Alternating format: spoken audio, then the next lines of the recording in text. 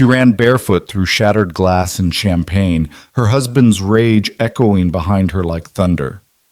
Elena Cross had one chance: disappear into the chaos of the restaurant or die trying. But when she crawled beneath a table draped in white linen, she didn't find safety. She found silence, the kind that comes when powerful men stop breathing. Above her sat Marco Valenti, a name whispered in fear across the city, a man who controlled empires with a glance. He saw her trembling hands, her bleeding feet, her desperate eyes, and he did not look away. If you want to see how Elena's story unfolds, stay until the end. Hit that like button and comment what city you're watching from. I want to see how far this story travels. Booked. The restaurant was called Celestine, and it was the kind of place where silence costs more than noise. Crystal chandeliers hung like frozen waterfalls above tables dressed in cream and gold. The air smelled of seared wagyu and desperation masked by cologne. Waiters moved like shadows, trained to see nothing, hear less. It was a place where deals were made in whispers and enemies smiled over wine. Elena Cross sat across from her husband, David, and tried to remember how to breathe. Her hands were folded in her lap, hidden beneath the table, fingers knotted so tightly her knuckles had gone white. She wore a dress he'd chosen, emerald silk that clung to her like a second skin, elegant and suffocating. Her hair was pulled back in a sleek chignon. Her makeup was perfect. She looked like a woman who had everything. She felt like a woman with nothing left to lose. David was talking. He was always talking. His voice was smooth, controlled, the kind of voice that charmed investors and intimidated assistants. Tonight, it had an edge, a sharpness that made her stomach twist. "You embarrassed me today," he said quietly, cutting into his steak with surgical precision. "At the gallery, in front of the Hendersons." Elena's throat tightened. "I didn't mean to. You contradicted me. I was just... You made me look weak." His eyes lifted, and for a moment she saw it. The thing that lived beneath his charm, the thing that only she ever saw, cold, calculating, cruel. "I'm sorry," she whispered. He smiled. It didn't reach his eyes. "I know you are." He reached across the table, his hand closing over hers. To anyone watching, it looked tender. But his grip was too tight, his thumb pressing into the bruise he'd left 2 nights ago when she dropped a glass during one of his dinner parties. "We'll talk about it at home," he said softly. And she knew what that meant. The waiter appeared, refilling their wine. Elena watched the deep red liquid swirl into her glass and thought about drowning, about disappearing, about all the ways a person could vanish without ever leaving the room. David released her hand and returned to his meal, his control restored. He talked about the merger, about the Hendersons, about expansion plans and quarterly projections. She nodded when expected, smiled when required, and felt herself shrinking with every passing second. Then his phone buzzed. He glanced at it, frowned, and stood abruptly. "I need to take this. Don't move." He walked toward the lobby, his posture rigid, his voice already rising as he answered the call. Elena sat alone at the table, her pulse hammering in her ears. She looked around the restaurant. Couples leaned close over candlelight. A group of businessmen laughed too loudly near the bar. A woman in diamonds touched her companion's wrist and whispered something that made him grin. No one looked at her. No one ever did. She was a ghost in emerald silk, a decoration on David Cross's arm, a woman whose name appeared on charity galas and society pages, but whose voice had been erased years ago. Her fingers trembled as she reached for her wine. That's when she heard David's voice, louder now, cutting through the ambient hum of the restaurant. "I don't care what he said. You tell him if he backs out now, he's done. Finished. I will bury him." The warmth drained from Elena's face. She knew that tone. The one that came before the storm, before his hand found her wrist, her throat, her hair, before the apologies that never meant anything, before the promises that tomorrow would be different. Tomorrow was never different. David returned to the table, his face flushed, his jaw tight. He didn't sit. He stood over her, radiating fury barely contained beneath his tailored suit. "We're leaving," he said. "David, what?" "Now." His hand closed around her upper arm, yanking her to her feet. Pain shot through her shoulder. She gasped, stumbling in her heels. "David, please!" "Shut up." He started dragging her toward the exit, his grip bruising, his stride too fast for her to match. She tried to keep up, tried to stay quiet, tried not to make a scene. That was the rule. Never make a scene. But then he stopped. A waiter had stepped into their path, apologetic, oblivious. "Sir, if you'd like your check." David shoved him aside. The young man stumbled, his tray clattering to the floor, glasses shattering in an explosion of sound that turned every head in the restaurant. "David!" Elena's voice cracked, shock overriding fear. He whirled on her and she saw it.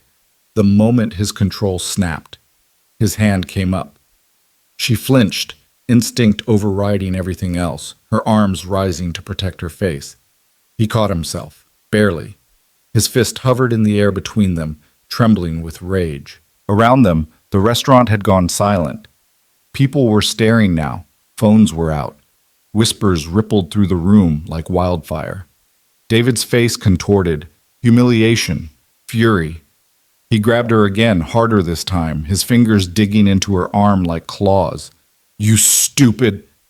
Something inside Elena broke. She wrenched free. For the first time in 3 years, she pulled away from him with every ounce of strength she had, and his shock gave her just enough time. She ran. "Elena!" His voice exploded behind her, but she didn't stop.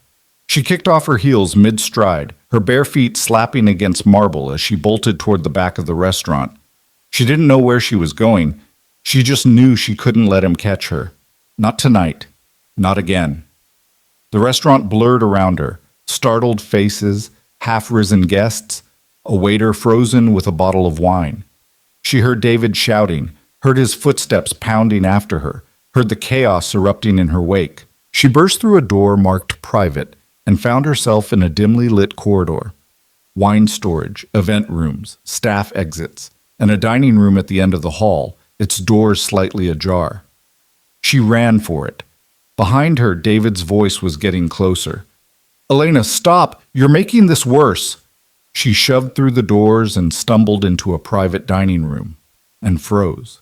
The room was smaller than the main restaurant, intimate and shadowed. A single long table dominated the space, set with dark wood and low candlelight, and around it sat 6 men. They had stopped mid-conversation. Every pair of eyes turned toward her. Elena's breath caught in her throat. These were not businessmen, not society elites sipping wine and discussing portfolios. These were predators. She could feel it in the way they watched her, still, assessing, dangerous. In the expensive suits that fit too well, the watches that cost more than cars, the scars half hidden by designer cologne and cold eyes. And at the head of the table sat a man who made the air itself seem heavier. Marco Valenti. She didn't know his name, not yet. But she knew what he was. She could see it in the way the others deferred to him without moving, the way his silence commanded more respect than any words could. He was in his late 30s, dark-haired and sharp-featured, his suit tailored to perfection. His eyes were the color of smoke and stone, and they held hers with an intensity that made her feel like she was standing on the edge of a cliff. He didn't speak. Neither did she. Behind her, David's footsteps echoed down the corridor. Panic surged through her. She looked around wildly. No other exit, no windows, nowhere to go. Her eyes dropped to the table. It was long, covered in a heavy white cloth that reached nearly to the floor. She didn't think. She dropped to her knees and crawled beneath it. The tablecloth fell around her like a curtain, plunging her into shadow. Her heart slammed against her ribs. Her breathing was too loud, ragged, and desperate. She pressed her hands over her mouth, trying to muffle the sound. Above her, she heard a chair shift. Then Marco's voice, low and calm. "Gentlemen?" The door slammed open. "Where is she?" David's voice was wild now, stripped of its usual polish. Elena squeezed her eyes shut, her whole body trembling.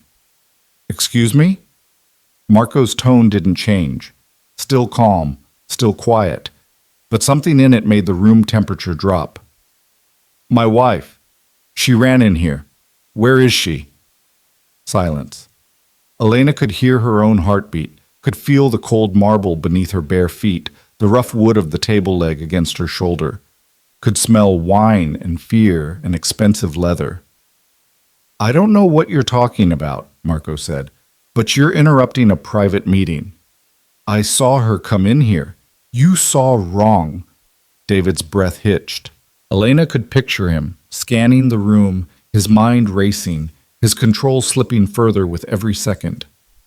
"She's here. I know she is. You need to leave." Marco's voice was softer now, almost gentle, and somehow that made it more terrifying. "Do you know who I am? David Cross. Cross Capital. You'll leave. Not a threat, a fact. Or my colleagues will help you leave. Your choice." The room went still. Elena held her breath. She heard David's ragged breathing, heard his shoes scuff against the floor, heard the moment his survival instinct overpowered his rage. "This isn't over," he said finally, his voice shaking. "Yes," Marco said quietly. "It is." Footsteps retreated. The door closed. Silence settled over the room like snow. Elena stayed frozen beneath the table, her mind blank with shock and adrenaline. She didn't dare move, didn't dare breathe too loudly. Above her, she heard the scrape of a chair, then Marco's voice, calm and commanding. "Clear the room. Boss, now." Footsteps moved toward the exit. Low murmurs, the sound of the door opening and closing. Then nothing. Elena waited, her muscles locked, her thoughts spiraling. He was going to expose her, turn her over to David. Or worse. "You can come out." His voice was quiet, almost conversational. She didn't move. "I'm not going to hurt you." Still, she stayed frozen. A long pause. Then she heard him move, his footsteps slow and deliberate as he walked around the table. He stopped a few feet away and crouched down, lifting the tablecloth just enough to see her. Their eyes met. Elena's breath caught. Up close, his face was harder than she'd thought. A scar cut through his left eyebrow. His jaw was sharp enough to cut glass. But his eyes, those smoke-gray eyes, held something she didn't expect. Not cruelty, not pity. Curiosity. "Are you hurt?" he asked. She couldn't speak, could only stare at him, her mind blank with fear and exhaustion. He glanced down at her feet, at the cuts from the broken glass, the smears of blood on the marble. His jaw tightened. "Come out," he said again, his voice gentler this time. Slowly. She didn't trust him, but she didn't have a choice. Slowly, shakily, she crawled out from beneath the table. Her legs barely held her as she stood, swaying on her feet. The room tilted. Marco caught her elbow, steadying her. His touch was firm, but not forceful, controlled. "Sit," he said, guiding her toward a chair. She sank into it, her whole body trembling. He stepped back, giving her space, and studied her for a long moment. His gaze swept over her torn dress, her bruised arm, her bleeding feet. He said nothing, but his expression darkened. Finally, he turned and walked to a side table, pouring a glass of water from a crystal decanter. He brought it to her. "Drink." She took it with shaking hands and drank, the cool water soothing her raw throat. He waited until she'd finished, then pulled out the chair across from her and sat down, his movements unhurried. "What's your name?" he asked. "Elena." Her voice was barely a whisper. Elena. He repeated it as if testing the weight of it. I'm Marco. She nodded, not trusting herself to speak. Who was that man? My husband.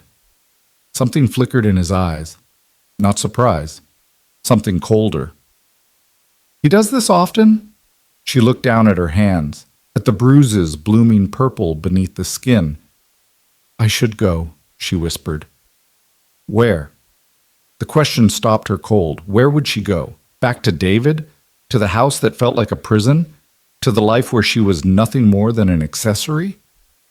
I don't know, she admitted. Marco leaned back in his chair, his gaze never leaving her face. You can't go back to him tonight, he said. It wasn't a question. I don't have anywhere else. You do now. She looked up sharply, her eyes wide. He stood, pulling his phone from his pocket. I'm going to have someone take you somewhere safe. You'll stay there tonight. Tomorrow, we'll figure out the rest. Why? The word came out before she could stop it. He paused, studying her. Because you didn't scream when you saw me, he said finally. You ran from him, not me. He made a call, his voice low and clipped. Instructions given in words she didn't understand. When he ended the call, he looked at her again. Someone will be here in 5 minutes. They'll take you to one of my properties. You'll be safe there. I can't. You already did. His tone left no room for argument. Elena's mind raced. She didn't know this man, didn't know what he wanted from her, but when she looked into his eyes, she didn't see the same thing she saw in David's. She saw control, yes, power, absolutely, but not cruelty. A knock at the door interrupted her thoughts. Marco opened it, revealing a woman in her 40s, dressed in black, her expression neutral. This is Lucia, Marco said. She'll take care of you. Lucia stepped forward, her eyes softening slightly as she saw Elena's condition. Come with me, Cara, she said gently. Elena stood on unsteady legs. She looked at Marco one last time. Thank you, she whispered. He nodded once. Don't thank me yet. Lucia led Elena through the back corridors of the restaurant, avoiding the main floor entirely. They exited through a service door into a narrow alley where a black car waited, its engine running. Lucia opened the door for her. Get in. Elena hesitated for only a moment before sliding into the back seat. The leather was soft, the interior spotless. Lucia sat beside her, and the driver pulled away without a word. They drove in silence through the city, the lights blurring past Elena's window. She watched the familiar streets give way to unfamiliar ones, the buildings growing taller, the neighborhood shifting from commercial to residential to something in between. Finally, the car turned into a gated driveway. High walls, security cameras. The gate slid open smoothly, and they continued up a long drive lined with trees. The house, no, the estate, rose before them like something out of a dream. Modern architecture blended with classic elegance. Warm lights glowed from tall windows. Gardens stretched into darkness. The car stopped at the entrance. Lucia helped Elena out and guided her inside.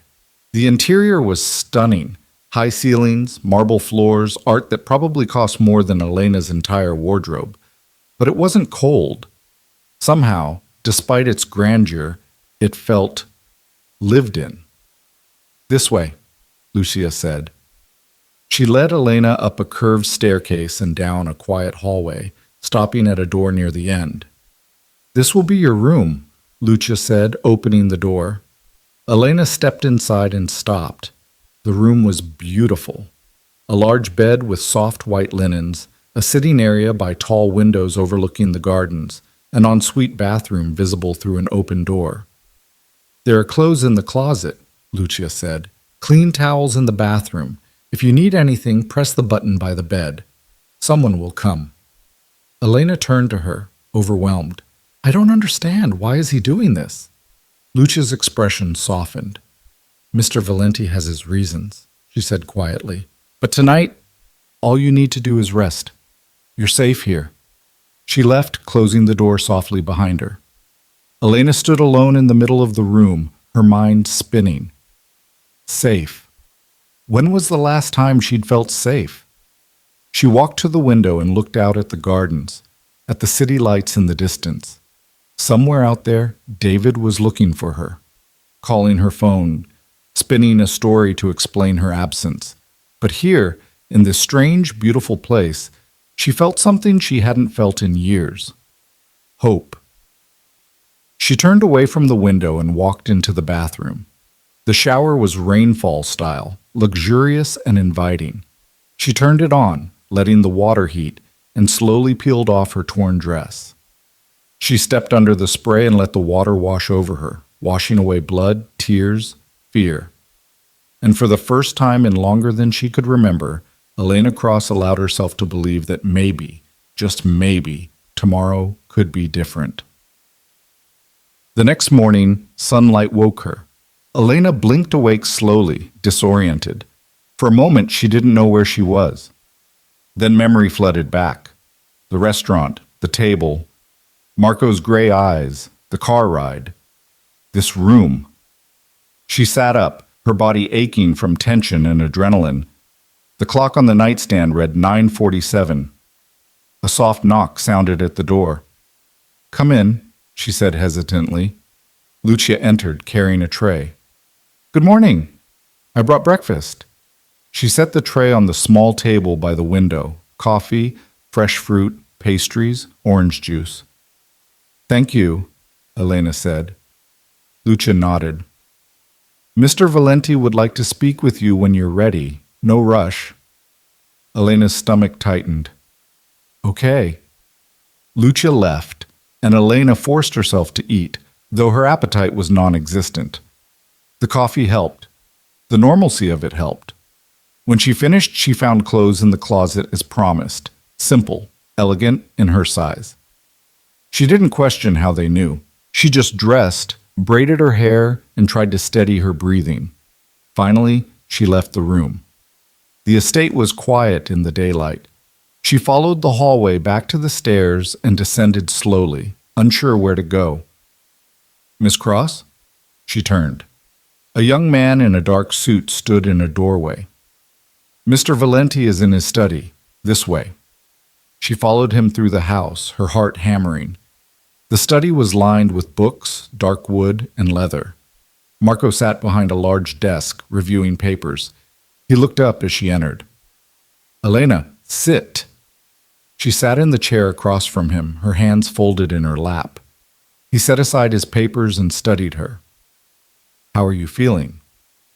"Confused." A faint smile touched his mouth. "Fair. Why are you helping me?" "Because you needed help." "That's not an answer." His smile deepened slightly. "No, it's not." He leaned forward, his expression serious. "I'm going to be honest with you, Elena. Your husband is a problem. He's already filed a missing persons report. He's spinning a story that you're unstable, that you had a breakdown at dinner and ran off." Elena's stomach dropped. "Of course he is. He's also connected, not to my world, but to people who matter. Lawyers, politicians, money. I know. So going back to him isn't an option, not safely. I wasn't planning to." "Good." Marco paused. "But you can't just disappear either. He'll find you. Men like him always do." "Then what am I supposed to do?" Marco's gaze held hers steady and unflinching. "You stay here, under my protection, until we figure out a permanent solution." "I can't ask you to—" "You're not asking, I'm offering." Elena stared at him, searching for the catch, the ulterior motive, the hidden price. "What do you want from me?" she asked quietly. "Nothing," he said. Yet. That honesty, brutal and clear, somehow steadied her more than any reassurance could have. "This isn't charity, Elena," he continued. "I don't do charity, but I also don't allow men like your husband to operate unchecked. Consider this an investment." In what? His eyes glinted. In seeing what happens when you stop running.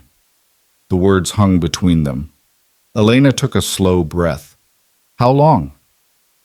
As long as it takes. She looked down at her hands, at the bruises already fading to yellow-green. When she looked up again, her voice was stronger. Okay. Marco nodded once. Then we start now. The first 3 days passed in a fog of uncertainty and unwanted comfort. Elena stayed in her room mostly, venturing out only when Lucia brought meals or when the silence became too heavy to bear. The estate was vast, filled with corridors that led to rooms she didn't dare explore, windows that overlooked gardens she didn't feel entitled to walk through. She was a guest, yes, but she was also a prisoner of her own hesitation, trapped between gratitude and suspicion. Marco kept his distance. She saw him only in passing, a glimpse of him crossing the foyer with men in dark suits, the sound of his voice from behind closed doors, the expensive scent of his cologne lingering in hallways after he'd already gone. He didn't seek her out, didn't check on her, didn't demand anything. And somehow, that was worse than if he had. On the fourth morning, Elena woke to find Lucia waiting in the sitting area of her room, a steaming cup of coffee already poured. Mr. Valenti would like you to join him for breakfast, Lucia said. Downstairs, 30 minutes. It wasn't a request. Elena showered quickly, dressed in one of the simple outfits from the closet, tailored black pants and a cream silk blouse, and braided her hair with trembling fingers. Her reflection looked calmer than she felt. The bruises on her arm had faded to shadows. The cuts on her feet had healed, but the tension in her shoulders remained. Lucia led her through the estate to a sun-drenched dining room that overlooked the gardens. The table was set for two. Marco was already seated, reading something on his tablet, a cup of espresso steaming beside him. He looked up as she entered. Good morning. Good morning. Her voice came out steadier than she expected. He gestured to the chair across from him. Sit, eat. She sat, and almost immediately staff appeared with plates. Fresh fruit, warm pastries, eggs prepared perfectly, toast with butter that melted on contact. It was more food than she'd eaten in days. Marco set aside his tablet and watched her as she picked up her fork. You've been avoiding me, he said. I didn't think you wanted to see me. If I didn't want to see you, you wouldn't be here. Fair point. Elena took a bite of eggs, buying herself time. I wasn't sure what you expected from me. Nothing, yet. He echoed his earlier words. But hiding in your room isn't sustainable. I wasn't hiding. His look said he didn't believe her. She set down her fork. What do you want from me, Marco? He leaned back in his chair, studying her with those smoke-gray eyes that saw too much. I want you to stop acting like you're waiting for permission to breathe, he said bluntly. This isn't your husband's house. You're not walking on eggshells here. I don't know how to be anywhere else. The words came out before she could stop them, raw and honest. Something shifted in his expression. Not pity. Something sharper. Then learn, he said. She blinked. What? You heard me. Learn. You're safe here, Elena. But safety isn't the same as freedom. If you want freedom, you have to take it. I don't know how. I know. He picked up his espresso, his gaze never leaving hers. That's why you're going to let me teach you. Her pulse quickened. Teach me what? How to survive, how to fight, how to stop being afraid. Elena stared at him, her mind racing. Why would you do that? Because you already did the hard part, Marco said. You ran. Most people don't even get that far. They stay, they make excuses, they convince themselves it's not that bad. But you ran. That takes guts. Now we just need to sharpen them. She looked down at her hands, at the faint scars that would never fully fade. What if I can't? You can. His voice was absolute. You just don't know it yet. He stood, his chair scraping against the floor. Finish breakfast, then meet me in the East Wing. Lucia will show you. He left before she could respond. Elena sat alone in the bright dining room, her heart pounding, her mind spinning with questions she didn't have answers to. But beneath the fear, something else stirred. Curiosity. The East Wing turned out to be a private gym that looked like it belonged in a high-end training facility. Weights lined one wall. Punching bags hung from reinforced beams. Mats covered the floor. Floor-to-ceiling mirrors reflected everything. Marco was already there, dressed in black athletic wear that made him look even more dangerous than his suits did. He was wrapping his hands with practiced efficiency. Elena stood in the doorway, suddenly feeling ridiculous in the yoga pants and tank top Lucia had left for her. "Come in," Marco said without looking up. "Close the door." She stepped inside and closed the door behind her. The click of the latch felt final. Marco finished wrapping his hands and turned to face her. "Have you ever trained before? Martial arts? Boxing? Anything?" "No." "Good. No bad habits to break." He gestured to the mats. "Come here." She walked over slowly, her bare feet silent on the floor. "First lesson," Marco said. Awareness. Most people lose fights before they even start because they don't see the danger coming. They ignore red flags. They rationalize. They convince themselves it won't happen again. You know what I'm talking about. Elena's jaw tightened. Yes. So we start there, recognizing threats, reading body language, understanding intent before it becomes action. He moved suddenly, closing the distance between them in 2 strides. Elena flinched, stepping back instinctively. Marco stopped. "Why did you do that?" "You moved toward me, and you retreated." "Why?" "Because—" She hesitated. "Because I thought you were going to hit you." She nodded, her cheeks burning. Marco's expression didn't change. "I wasn't, but your body knew to protect itself. That's good. That's instinct. Now we're going to train that instinct to do more than just flinch." He stepped back, giving her space. "Again, I'm going to move toward you. This time, don't retreat. Hold your ground." "I don't think I can try." He moved again, faster this time. Elena's breath hitched, but she forced herself to stay still, every muscle locked tight. Marco stopped inches from her. "Good. That's step 1. Not running." "I feel like I'm going to throw up." "You'll get used to it." He moved back to a comfortable distance. "Now we work on the rest." For the next 2 hours, Marco put her through drills that had nothing to do with punching or kicking. Instead, he taught her to read his movements, to anticipate his intentions, to recognize the subtle shifts in posture that signaled aggression. He moved around her in circles, sometimes slow, sometimes fast.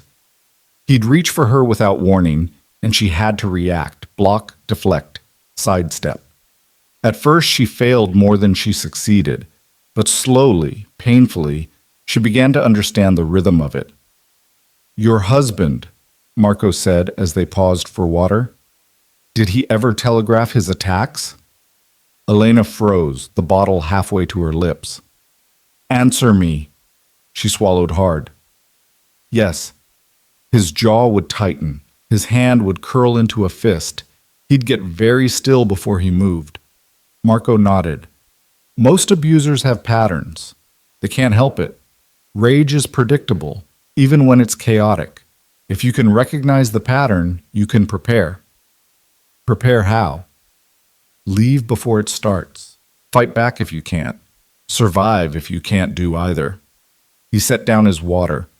"But you're past that now. You're here. So now we focus on making sure you never have to go back." They trained until her muscles screamed and sweat soaked through her clothes. Marco was relentless, patient, but unyielding, pushing her past the point where she wanted to quit. Finally, he called a halt. "Enough for today," he said. You did well. Elena collapsed onto the mat, her chest heaving. I feel like I got hit by a truck. You'll feel worse tomorrow. He offered her a hand. She hesitated only a second before taking it.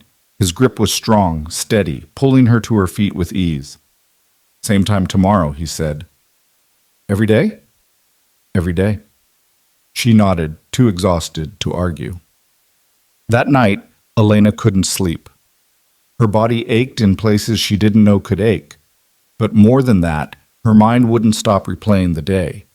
Marco's voice, his instructions, the way he'd looked at her, not with pity or condescension, but with expectation. Like he believed she could do this. She got out of bed and walked to the window, looking out at the gardens bathed in moonlight. Somewhere beyond those walls, David was still looking for her, still calling her phone, still convinced she'd come back. But for the first time, Elena didn't feel the pull of obligation, didn't feel the weight of his voice in her head telling her she was nothing without him. She felt something else, anger. Yeshan. The next 3 weeks fell into a brutal routine. Every morning, Elena trained with Marco. He taught her to punch without breaking her thumb, to kick without losing her balance, to use her opponent's momentum against them. He taught her to breathe through pain, to think through fear, to move when every instinct screamed at her to freeze. And slowly, impossibly, she got stronger. Her body changed. Muscles defined beneath her skin, her reflexes sharpened. The hesitation that had plagued her for years began to fade, replaced by something harder, something colder. Marco watched her transformation with quiet approval. He pushed her harder when she showed weakness, backed off when she pushed too far. He learned her limits and then taught her to break them. But he never touched her unnecessarily, never crossed lines, never asked for anything beyond her effort. One afternoon, after a particularly grueling session, Elena found herself on her back on the mat, staring at the ceiling, her chest heaving. Marco stood over her, barely winded. Get up. I can't. Yes, you can. I'm serious. I'm done. He crouched beside her, his expression unreadable. When your husband came at you, did you get to call a timeout? Her jaw clenched. No. So get up. She wanted to argue, wanted to scream at him that this wasn't fair, that she'd already given everything she had, but instead she rolled onto her side, pushed herself to her knees, and stood. Marco nodded. Again, it wasn't just physical training. In the evenings, Marco would sometimes join her for dinner, not every night, but often enough that she stopped being surprised by his presence. They'd eat in the dining room or on the terrace, and he'd ask her questions about her life before David, about her family, about the choices that had led her to that restaurant, to that table, to him. At first she gave short answers, guarded and careful, but Marco had a way of listening that made her want to keep talking. He didn't interrupt, didn't judge, just listened with that focused intensity that made her feel like every word mattered.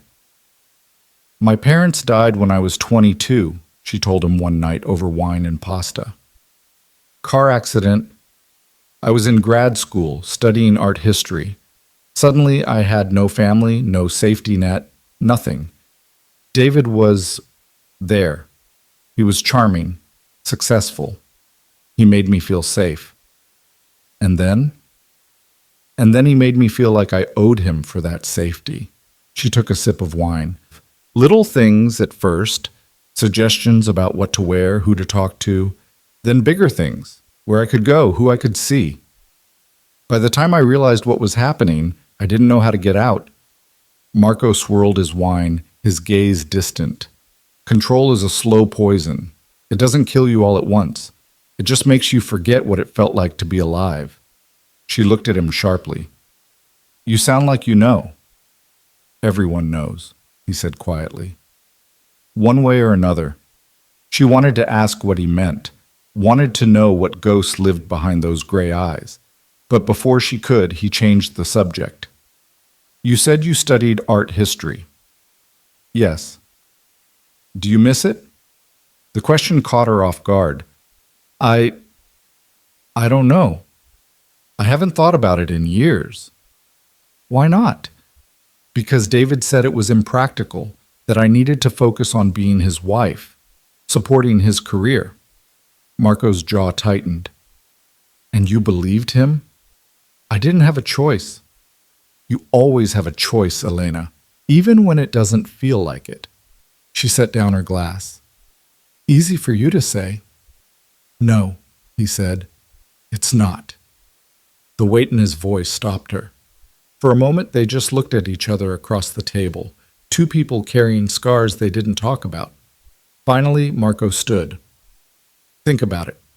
What you'd do if you could do anything. No limitations, no fear, just you and what you want.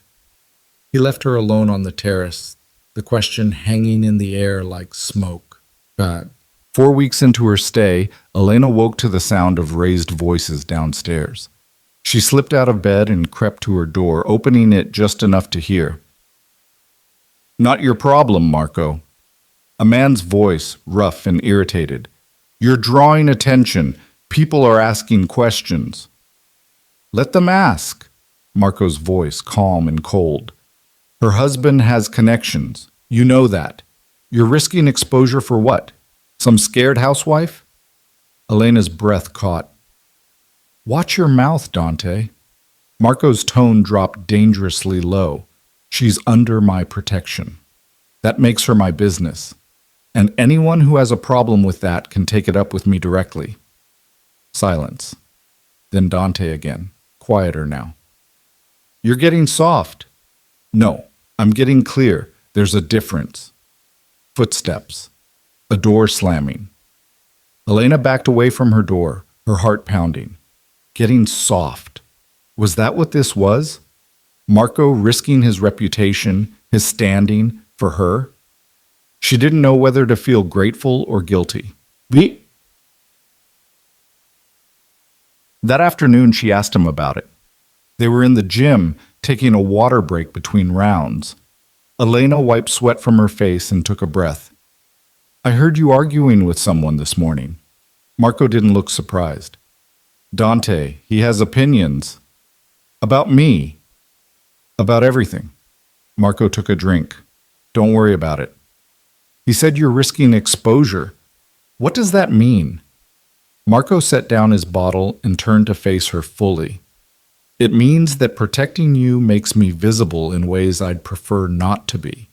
Your husband is making noise, filing reports, hiring investigators, and every day you're here, I'm more connected to you in their eyes. Then why keep me here? Because I said I would. That's not a good enough reason. It's the only reason that matters. His eyes held hers. I don't go back on my word, Elena. Not for Dante. Not for anyone. She looked at him, at the hard lines of his face, the scars he carried like medals, the strength that radiated from him like heat. You don't owe me this, she said quietly. I know. Then why? He was silent for a long moment. When he spoke, his voice was softer than she'd ever heard it. Because when you crawled under that table, you didn't beg. You didn't cry. You didn't make excuses. You just survived. And people who survive deserve a chance to do more than that. The honesty in his words hit her harder than any punch. What if I can't? She whispered. What if I'm not strong enough? Marco stepped closer, his presence overwhelming but not threatening. You already are, he said. You just don't see it yet, but you will. That night, Elena stood in front of the mirror in her room, studying her reflection. She looked different, leaner, harder. Her eyes held something they hadn't before, a glint of steel beneath the softness. She thought about Marco's question. What would she do if she could do anything? For years, she hadn't allowed herself to want anything. Wanting led to disappointment, to punishment, to David's voice in her head telling her she was selfish, ungrateful, weak. But now, in the quiet of this room, in the safety of this house, she let herself think. What did she want? The answer came slowly, but when it did, it was absolute. She wanted to stop being afraid. She wanted to look David in the eye without flinching. She wanted to be the kind of woman who walked into a room and owned it, who didn't apologize for existing, who didn't shrink herself to make others comfortable. She wanted to be free. And for the first time in her life, she believed she could be. The next morning, she met Marco in the gym with new determination. "I want to fight him," she said without preamble. Marco looked up from wrapping his hands. "Who?" "David. I want to be ready to face him. Not run, not hide. Face him." Something flickered in Marco's eyes. Approval, maybe. Or respect. "That's a dangerous choice," he said. "I know. He won't fight fair. Neither will I. Not anymore." Marco studied her for a long moment, then nodded. "All right. Then we change the training. No more drills, no more basics. We train for real." "What does that mean?" He smiled, and it was the most dangerous thing she'd ever seen. "It means I stop pulling punches." The training intensified to a level Elena hadn't thought possible. Marco brought in specialists, a Krav Maga instructor who taught her to fight dirty, a weapons expert who showed her how to turn everyday objects into tools of defense, a psychologist who helped her understand the mind games abusers play. She learned pressure points and nerve strikes. She learned how to disarm someone with a knife. She learned how to use fear as a weapon instead of letting it use her. And through it all, Marco was there, watching, correcting, pushing. One evening, after a brutal session that left her bleeding from a split lip, she confronted him.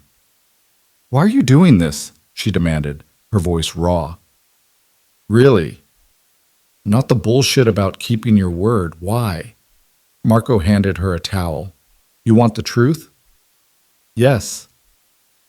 He looked at her for a long moment, something dark and old moving behind his eyes. "Because I know what it's like to be trapped," he said quietly, "to feel like you have no way out.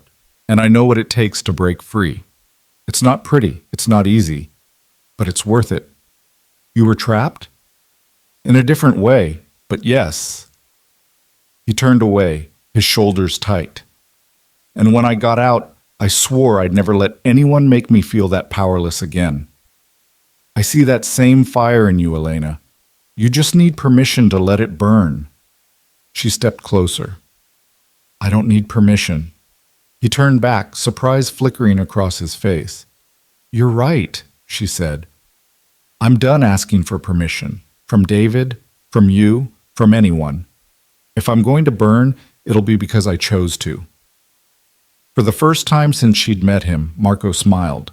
A real smile, not the dangerous one or the calculated one, but something genuine. "Good," he said. "Then let's make sure you burn bright enough that everyone sees you coming." 6 weeks had passed since the night Elena had crawled beneath that table, and the woman staring back at her in the mirror was a stranger. She stood in the gym wearing training gear that had become like a second skin, her muscles defined in ways they'd never been, her stance balanced and ready. The softness that had once made her easy to dismiss had been carved away, replaced by something harder, something that looked back at the world with unflinching eyes. Marco entered the gym and stopped short, his gaze sweeping over her with an appraising look that held no trace of the condescension she'd once endured from David. "You're early," he said. "I couldn't sleep." Elena rolled her shoulders, feeling the familiar pull of muscle and sinew. "I keep thinking about what comes next." "And what do you think comes next?" She turned to face him fully. "I stop hiding." Marco set down the coffee he'd been carrying and walked onto the mats. "Elaborate." "I've been here 6 weeks, safe, training, getting stronger. But David is still out there, still telling people I'm unstable, still controlling the narrative. And as long as he gets to do that, I'm not really free. I'm just hiding better." Smart people know the difference between hiding and strategizing. "I'm done strategizing. Her voice was firm, steady. I want to face him. Marco studied her with those smoke-gray eyes that saw too much. You sure about that? Yes. Because facing him isn't the same as being ready for him. He'll use every weapon he has, lawyers, money, connections. He'll try to destroy you legally, financially, publicly, and he'll do it with a smile on his face. I know. Elena stepped closer. But I also know that I can't move forward while he's still got his hands around my throat, even from a distance. Marco was quiet for a moment, then nodded slowly. All right. Then we prepare you properly. No more training like you're learning self-defense. We train like you're going to war. I thought that's what we were already doing. No. His expression hardened. We were building your foundation. Now we build your arsenal. He moved to the center of the mat, gesturing for her to join him. The thing about men like your husband is that they rely on specific tactics. Intimidation, gaslighting, using your fear against you. So we're going to drill scenarios until you can handle every single one without breaking. Elena joined him on the mat. How? By putting you through them, over and over, until the fear becomes background noise. He paused. It won't be pleasant. I'm not looking for pleasant. I'm looking for effective. Something almost like pride flickered across Marco's face. Then let's begin. What followed was unlike anything they'd done before. Marco didn't just teach her to fight physically. He recreated the psychological warfare David had mastered. He'd shift from supportive instructor to cold interrogator without warning, using David's words, David's tone, David's tactics to see if she'd crack.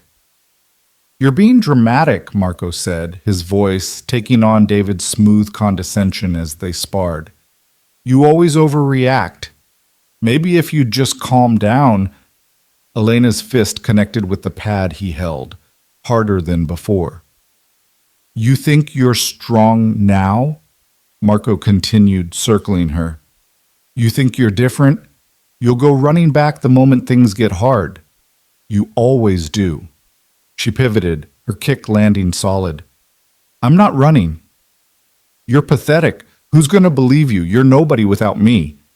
Elena's jaw clenched, but her hand stayed steady. She struck again and again, each hit more controlled than the last. Good, Marco said, dropping the act. You're learning to separate his words from reality. Again. They went through it over and over, Marco playing the role of aggressor with an accuracy that made Elena's skin crawl. But each time she responded with less emotion and more precision. The words that once would have shattered her began to lose their power. During a water break, Elena leaned against the wall, her chest heaving. How do you know exactly what to say? Marco took a long drink before answering. Because men like David are predictable. They all use the same playbook. Isolate, undermine, control. I've seen it 1,000 times. In your work? And in life. He set down his bottle. My father was a master at it. Made my mother believe she was nothing without him. By the time I was old enough to understand what was happening, she was too far gone to save. Elena looked at him sharply. He'd never spoken about his family before. What happened to her? She stayed until it killed her. Heart attack at 47. His voice was flat, emotionless. The doctor said it was stress. I knew it was him. I'm sorry. Don't be. Just don't end up like her. That's why we're doing this. The weight of that confession settled between them. Elena straightened, pushing off the wall. Then let's keep going. I'm not done yet. Marco's expression shifted into something almost like a smile. No, you're not. They trained until Elena's muscles screamed and her mind felt scraped raw. But when they finally stopped, she felt something she hadn't in years. Powerful. Not just physically, but mentally. The words that had once controlled her had become nothing more than sounds. That evening, Lucia found Elena in the library, paging through old art history books she'd discovered on the shelves. Mr. Valenti asked me to give you this, Lucia said, handing her a small folder. Elena opened it and found legal documents inside. Restraining order paperwork, divorce filings, documentation of abuse with statements from medical professionals who'd examined her injuries when she'd first arrived. He had his lawyers prepare everything, Lucia said quietly. All you have to do is sign, and they'll file it tomorrow. Elena's hands trembled slightly as she looked through the papers. It was all there, laid out in clinical language. A roadmap to freedom. Why now? Elena asked. Because he knows you're ready. Lucia's expression softened. And because he wants you to know you have options. Always. After Lucia left, Elena sat with the papers for a long time. Signing them would mean making this real. No more hiding, no more waiting. It would mean David would know where she was, what she was doing. It would mean war. She thought about the woman she'd been 6 weeks ago, trembling under a table, too afraid to breathe too loudly. Then she thought about the woman she was now, the one who could take a punch and deliver one back, the one who'd learned to turn fear into fuel. She picked up the pen and signed every page. The next morning, Elena found Marco in his study, reviewing what looked like security footage on multiple screens. I signed the papers, she said from the doorway. He looked up, his expression unreadable. Good. They'll be filed this afternoon. David will be served by tomorrow morning. And then? And then he'll retaliate, probably immediately. Marco stood, walking around his desk. Are you prepared for that? I don't know, but I'm done waiting to feel ready. Elena stepped into the study. I need to ask you something. Ask. When I face him, and I will face him, I need to do it alone. Marco's eyes narrowed. Absolutely not. Marco, no, Elena. You don't understand what you're asking. David isn't going to play fair. He'll bring lawyers, security, witnesses. He'll create a situation designed to break you. Then I'll break him first. Her voice was steel. You've spent 6 weeks teaching me to be strong, to fight back, to stop being a victim. But if you're standing next to me when I face him, I'm still being protected. I'm still someone who needs saving. I need to prove to myself more than anyone that I can do this. Marco was quiet for a long moment, his jaw tight. This isn't about proving anything. Yes, it is.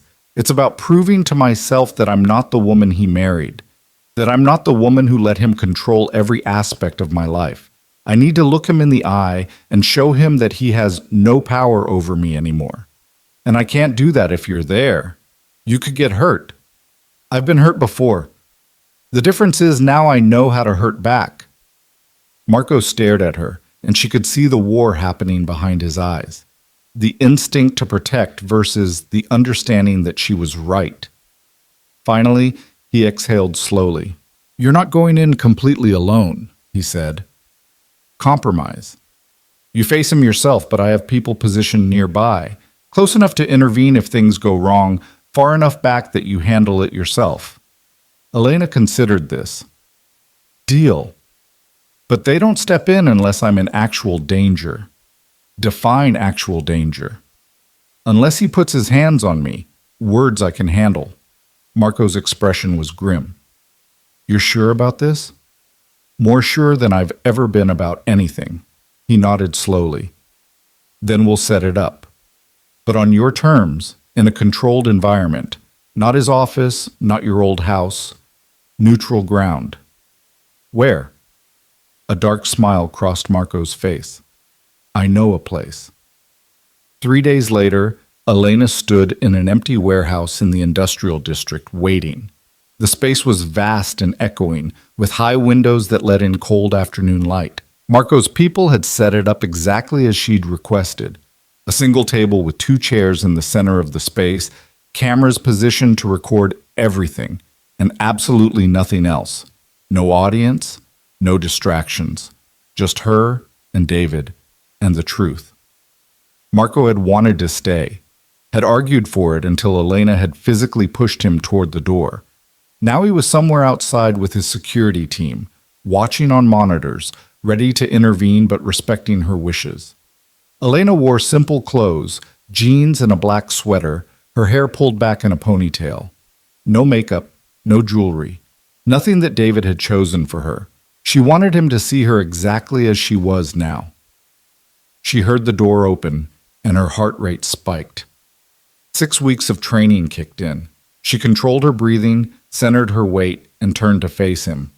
David Cross looked exactly as she remembered. Expensive suit, perfect hair, that smile that had once made her feel safe and now made her feel nothing at all. But there was something different too. A tightness around his eyes, a tension in his shoulders. He was angry. Good. Elena? His voice was smooth, but she could hear the edge beneath it. You look different. I am different. He walked closer, his movements calculated. This is quite the production. Secret location, all these cameras, very dramatic. I wanted to talk somewhere you couldn't control the environment. Control? He laughed, but it sounded hollow. Is that what you think this is about? Elena, I've been worried sick about you. You disappeared in the middle of dinner, bleeding and hysterical. I thought something terrible had happened. Something terrible did happen. I left you. His smile faltered. You're not well. You need help. Come home, and we'll get you the treatment you need. Elena felt the familiar pull of his words, the way he twisted reality to suit his narrative. But this time, instead of doubt, she felt clarity. No, she said simply. No? His eyebrows rose. Elena, you're not thinking clearly. Look at yourself. You're living in some warehouse, playing dress-up in cheap clothes, pretending to be someone you're not. This isn't you. You're right. The woman you married isn't me. She was someone I pretended to be because I was too afraid to be anything else. David's expression darkened. You're being manipulated. Whoever's been hiding you, they're using you. Can't you see that? They're probably after money or leverage or... The only person who ever manipulated me was you. The words hung in the air between them. David's mask slipped. For just a second, she saw the rage beneath the charm. Watch your tone. Or what? Elena stepped closer, and she saw his surprise. The old Elena would never have challenged him. You'll raise your voice? Grab my arm? Tell me I'm being dramatic? Go ahead, David. Show me who you really are. The cameras are already recording. His jaw clenched. You think you're clever, don't you? Setting all this up, getting it on video. But you forget, I have lawyers, real ones. They'll tear apart whatever narrative you're trying to build. I'm not building a narrative, I'm telling the truth. And the truth is that you spent 3 years breaking me down piece by piece until I forgot what it felt like to be whole. You isolated me from my friends, controlled my money, decided what I wore and where I went and who I talked to. And when I didn't comply perfectly, you punished me. I never hit you. You did, multiple times. But even if you hadn't, abuse isn't just physical. You know that. You're smart enough to know exactly what you were doing. David's hands curled into fists at his sides. You're making a mistake. If you go through with this divorce, I will destroy you. I will make sure everyone knows how unstable you are, how you abandoned your marriage, your responsibilities. No one will believe you. I don't need everyone to believe me. I just need to believe myself. He moved toward her then, fast and angry, exactly like he used to. And 6 weeks ago, she would have flinched, would have stepped back, would have apologized. Instead, Elena stood her ground. David stopped inches from her face. You think you're strong now? You think whatever you've been doing these past weeks has changed anything? You're still mine, Elena. You'll always be mine. And when this little rebellion is over, you'll come crawling back. No, David. Her voice was steady, calm. I won't. Because you don't own me. You never did. You just convinced me that you did. But I'm awake now, and I see you for exactly what you are. A sad, insecure man who only feels powerful when he's making someone else feel small. His hand came up, fast and instinctive. Elena was faster. She caught his wrist midair, her grip iron tight, every hour of training compressed into that single moment. David's eyes went wide with shock. "Don't," Elena said quietly. "You don't get to touch me ever again."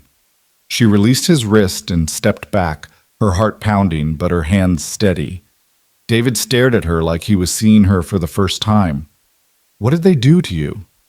"They didn't do anything. They just gave me space to remember who I was before you tried to erase me." "This isn't over." "Yes, it is. You're going to be served with divorce papers tomorrow. You're not going to contest them. You're going to give me everything I'm asking for, which isn't much, just my freedom and enough money to start over.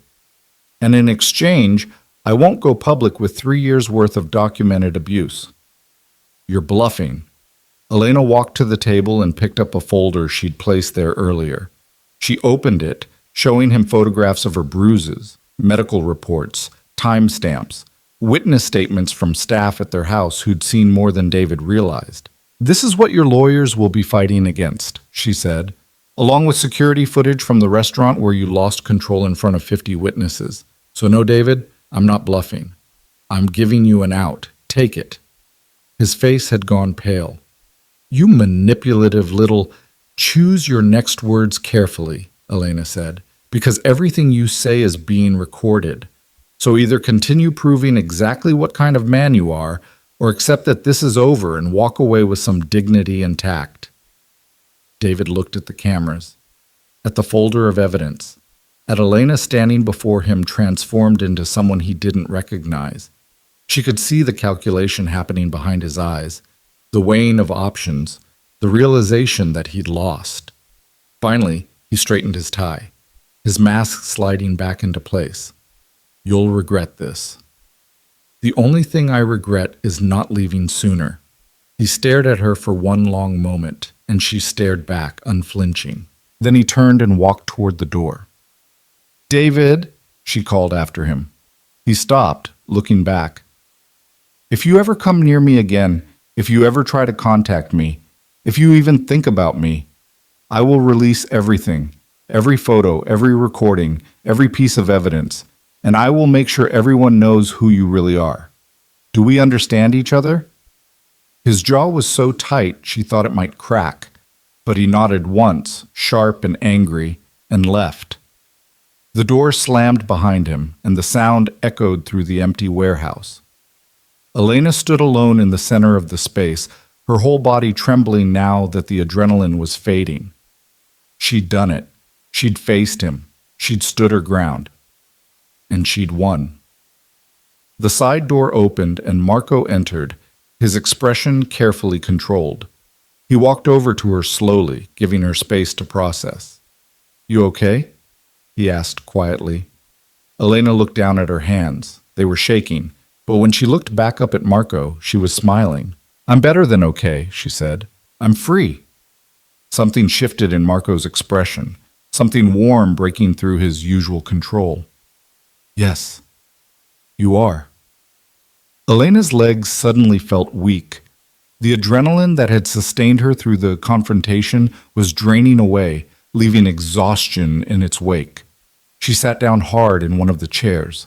Marco pulled the other chair around and sat across from her, the same position they'd been in that first night in the restaurant's private dining room. "That took guts," he said. "I couldn't have done it without you." "Yes, you could have. Eventually.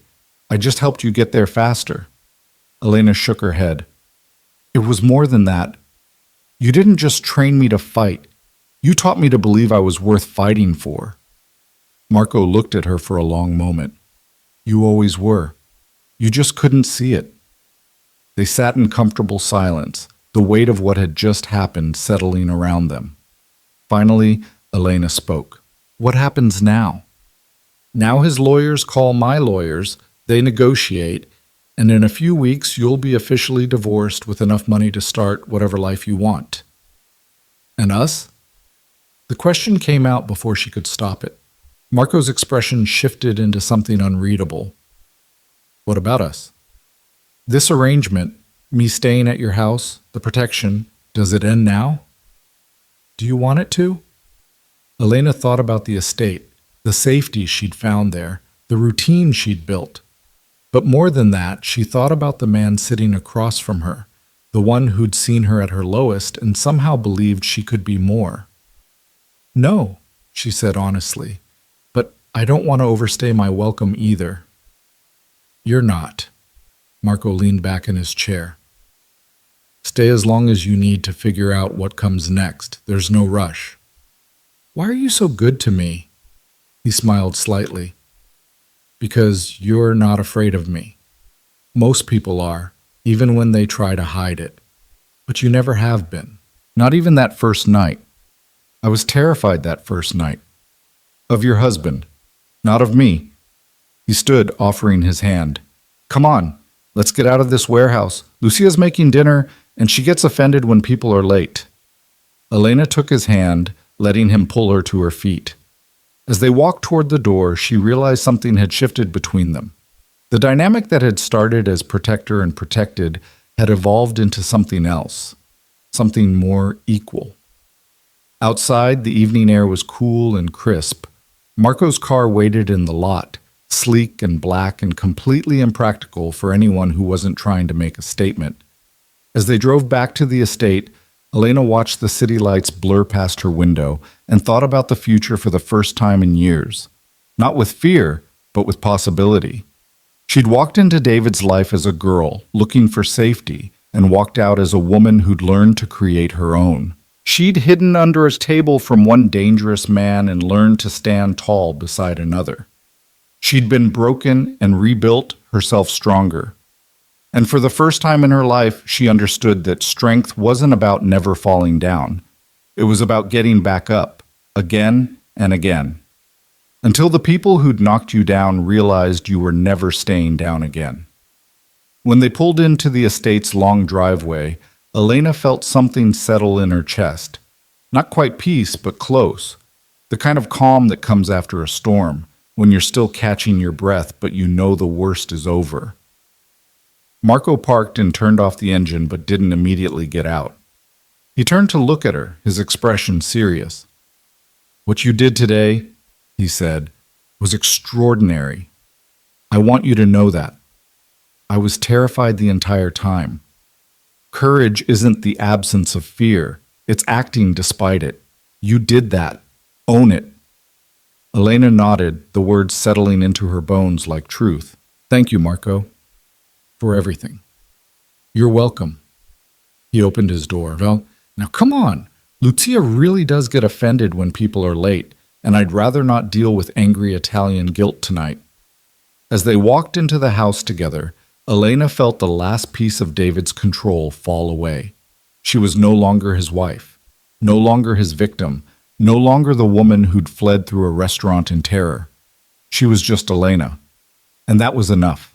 Dinner that night was different. Elena sat across from Marco at the dining table, the same table where they'd shared dozens of meals, but the air between them had changed.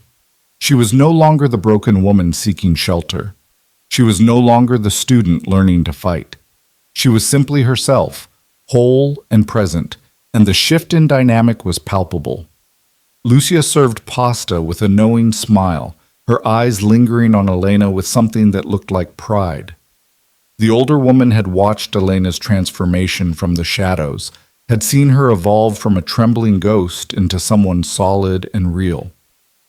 "You look different," Lucia said as she poured wine. "Lighter." Elena touched her face reflexively, as if the change might be visible there. "I feel different." "It shows." Lucia squeezed her shoulder gently before disappearing back into the kitchen.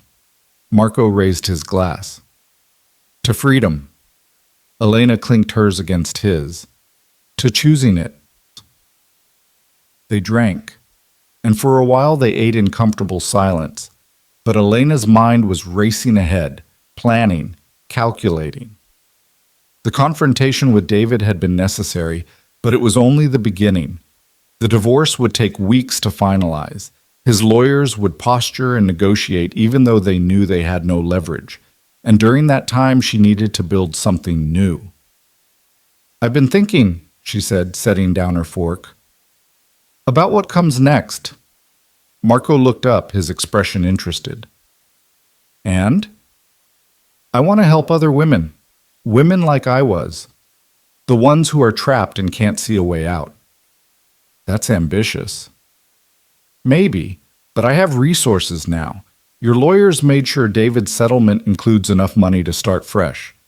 And I have experience. I know what it feels like to be controlled, to lose yourself piece by piece. I know what it takes to get out. She leaned forward. I want to create something. A foundation, maybe. Or a shelter. Somewhere safe where women can go when they're ready to leave but don't have anywhere to turn.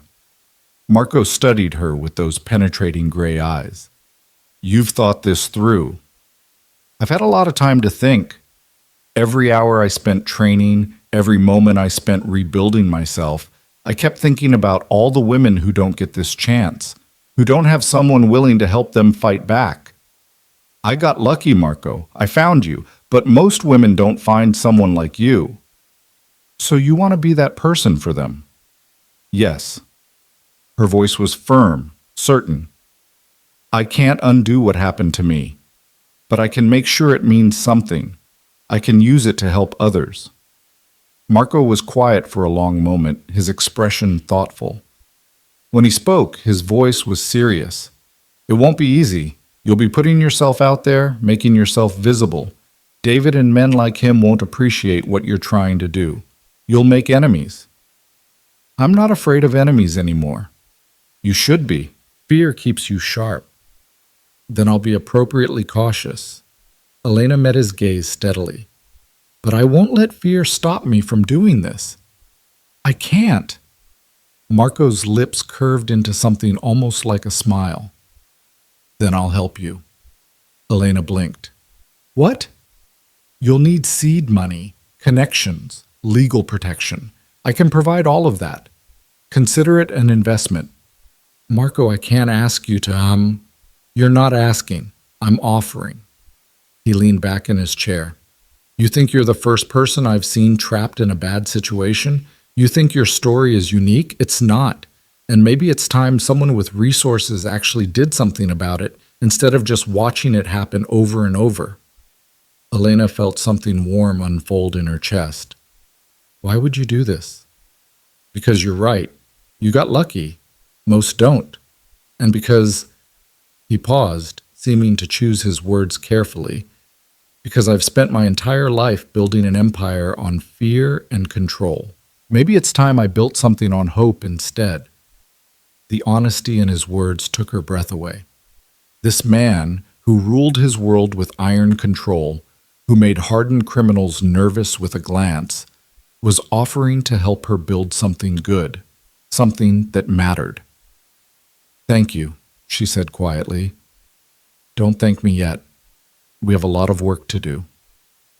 Over the next 2 weeks, Elena threw herself into planning. She met with Marco's lawyers to discuss the legal framework for a nonprofit organization. She researched existing shelters and support systems, identifying gaps and opportunities. She drafted mission statements and program outlines, refining her vision into something concrete and actionable. Marco provided resources without hovering, giving her space to build while remaining available when she needed guidance. He introduced her to people who could help, real estate developers who could identify properties, security experts who could make shelters safe, therapists who specialized in trauma recovery. But even as Elena built toward the future, the present refused to stay quiet.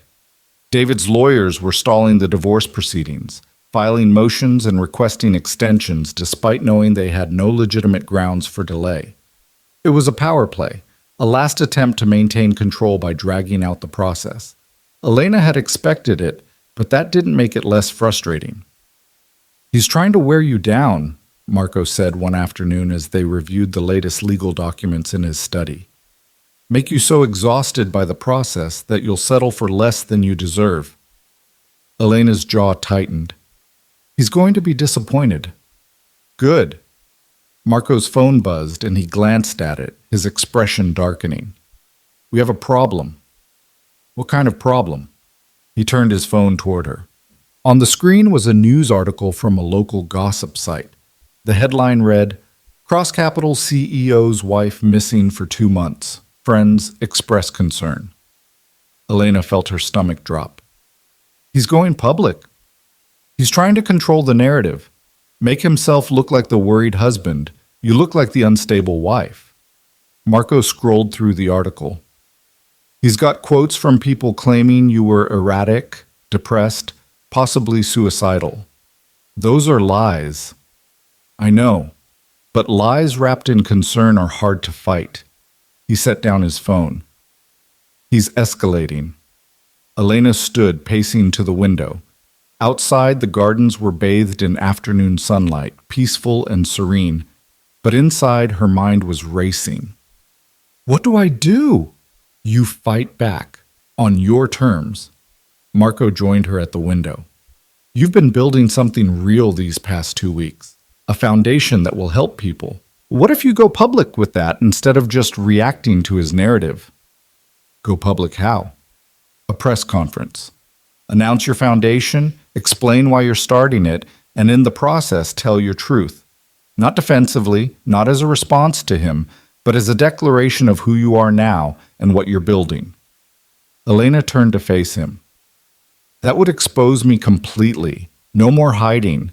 Yes, but hiding was never going to work long-term anyway. David's made sure of that. So instead of letting him expose you on his terms, you expose yourself on yours. Take away his power by refusing to be ashamed. The idea terrified her. Standing in front of cameras, reporters, the public, and admitting that she'd been abused, that she'd run, that she'd had to rebuild herself from nothing. But as the fear surged, she felt something else underneath it. The same determination that had carried her through the confrontation with David.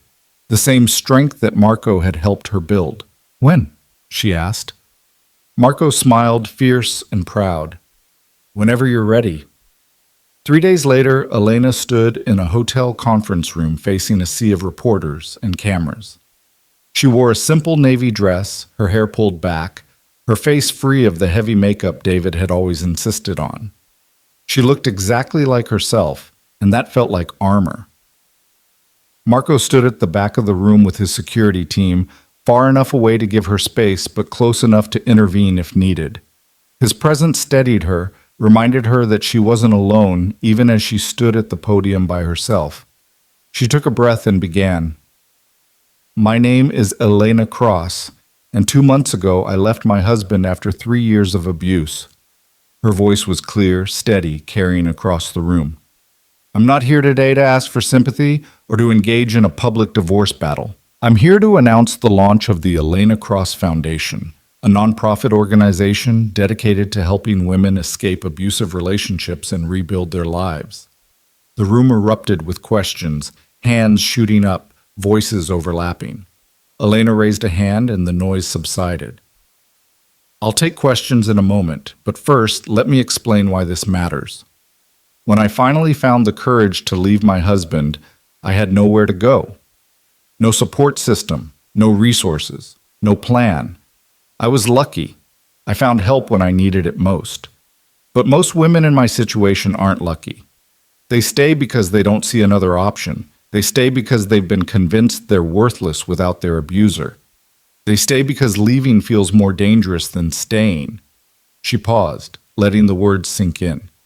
The Elena Cross Foundation will provide safe housing, legal support, job training, and counseling for women ready to leave abusive relationships. We'll offer them what I was offered, a chance to rebuild, a chance to remember who they are beneath the trauma, a chance to become whole again. A reporter in the front row raised her hand. Mrs. Cross, your husband has suggested you're mentally unstable. How do you respond to those allegations? Elena met her gaze without flinching. My husband spent 3 years systematically undermining my confidence, controlling every aspect of my life, and isolating me from anyone who might help me. When I finally escaped, he lost that control. Calling me unstable is his attempt to get it back. I'm not going to engage with that narrative. My mental health is strong, supervised by qualified professionals, and frankly, It's none of his business anymore. Another reporter. Do you have proof of the abuse you're alleging? Yes. Extensive documentation, including medical records, photographs, and witness statements. My lawyers have compiled everything, and it will be submitted as evidence in our divorce proceedings. I'm not going to litigate my marriage in the press, but I'm also not going to pretend it didn't happen. What would you say to other women in similar situations? Elena's expression softened. I'd say that leaving is terrifying, but staying is worse. I'd say that you are not crazy, you are not overreacting, and you are not alone. I'd say that the voice in your head telling you you're worthless is his voice, not yours. And I'd say that there is life on the other side of this. A good life. A life where you get to choose who you are and what you want. You just have to be brave enough to take the first step. The questions continued for another 20 minutes. Elena answered each one with calm precision, never defensive, never apologetic. She told her truth without shame, and with each answer she felt the last remnants of David's control fall away. When the press conference ended, Elena stepped away from the podium to scattered applause. Marco was waiting for her at the back of the room, his expression carefully neutral, but his eyes bright with something that looked like respect. Well done, he said quietly as they walked out together. I feel like I'm going to throw up. That's normal. You just exposed yourself to the world, but you did it with dignity. They made their way to the car, Marco's security creating a protective barrier as reporters shouted final questions. Once inside the vehicle, Elena let out a long breath, her hands shaking slightly. What happens now? She asked. Now we wait and see how David responds, and we keep building your foundation. What happened was worse than either of them anticipated. David didn't respond publicly. Instead, he escalated privately. Within 48 hours of the press conference, Elena's lawyers informed her that David was fighting the divorce with everything he had. He'd hired a team of aggressive attorneys who were filing motions to freeze her assets, claiming she'd stolen from him. They were demanding psychological evaluations. They were subpoenaing everyone she'd been in contact with over the past 2 months, including Marco. He's trying to prove you're having an affair, Marco said, showing her the subpoena. He'll use our connection to undermine your credibility, paint you as someone who left him for another man, not because of abuse. Elena felt rage flare hot in her chest. That's absurd.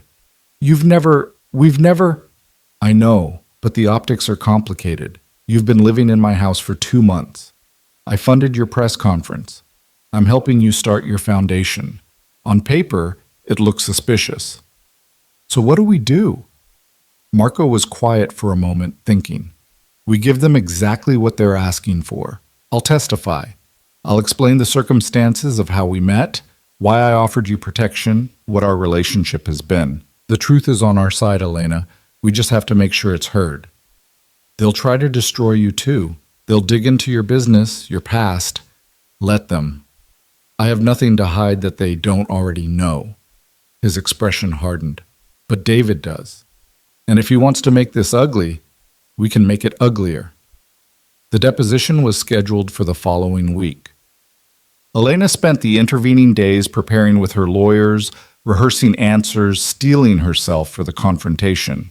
Marco did the same, though he seemed less concerned about it than she was.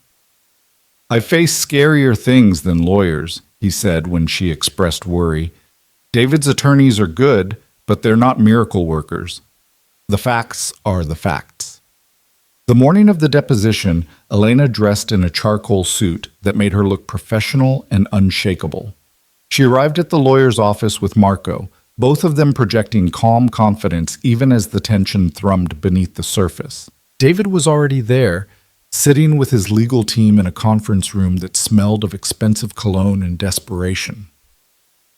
When Elena walked in, his eyes tracked her movements with barely concealed rage. She sat across from him, her lawyer beside her, and met his gaze without fear. The opposing counsel began with standard questions. Timeline of the marriage. Reasons for leaving. Documentation of abuse. Elena answered each question clearly, factually, refusing to be baited into emotional responses. Then they shifted to Marco. Mrs. Cross, how did you meet Marco Valenti? I was fleeing my husband during a violent altercation at a restaurant. I hid in a private dining room where Mr. Valenti was conducting business. He offered me protection. And you accepted this protection from a complete stranger? I accepted protection from someone who wasn't trying to hurt me. Yes. Isn't it true that Mr. Valenti is involved in organized crime? Elena's lawyer objected immediately. Relevance? David's attorney smiled thinly. I'm establishing the character of the man Mrs. Cross chose to run to instead of returning to her husband. Elena leaned forward. I ran from abuse. Where I ran to is irrelevant. What matters is that I had to run at all. The deposition continued for 3 grueling hours. They questioned every aspect of her relationship with Marco, trying to twist innocent gestures into something sordid. They showed photographs of her entering and leaving Marco's estate. They implied impropriety based on nothing but proximity. Elena refused to break. She answered every question with icy calm, her voice never wavering, her story never changing. And when they finally dismissed her, she stood with her head high and walked out without looking back at David. Marco's deposition was scheduled for immediately after hers. Elena waited outside the conference room, pacing, while her lawyer took notes. An hour later, Marco emerged. His expression was unreadable, but there was a glint in his eye that suggested the opposing counsel hadn't enjoyed the experience. How did it go? Elena asked. They tried to imply I was running some kind of manipulation scheme. I explained in detail exactly what your husband had done to you and exactly why I chose to help. I also made it very clear that if they continue to waste the court's time with unfounded allegations, I'll be happy to discuss my various business holdings and how easily I could make David's professional life very uncomfortable. Elena's lawyer looked alarmed. Mr. Valenti, I need to advise you. You need to advise me of nothing. I didn't threaten anyone. I simply stated facts. Marco's smile was sharp. Facts that David's lawyers understood perfectly. As they left the building, Elena felt something shift. The deposition had been designed to intimidate her, to make her doubt herself, to force her back into the role of victim. Instead, it had crystallized her resolve. He's not going to stop, she said as they walked to the car. Not until I make him. Marco opened the car door for her. What are you thinking? I'm thinking it's time I visited him, one more time, on my terms, to end this once and for all. Marco's expression darkened. Elena, I know what you're going to say, that it's dangerous, that he'll try to manipulate me, that I should let the lawyers handle it. She turned to face him. But this isn't about lawyers anymore. It's about making him understand that I'm done, completely. And the only way he'll understand that is if I tell him myself. Then I'm coming with you. No, this is something I need to do alone. Absolutely not. Elena put her hand on his arm.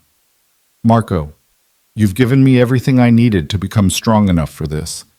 But if you're standing next to me when I face him one last time, it undermines everything I've built.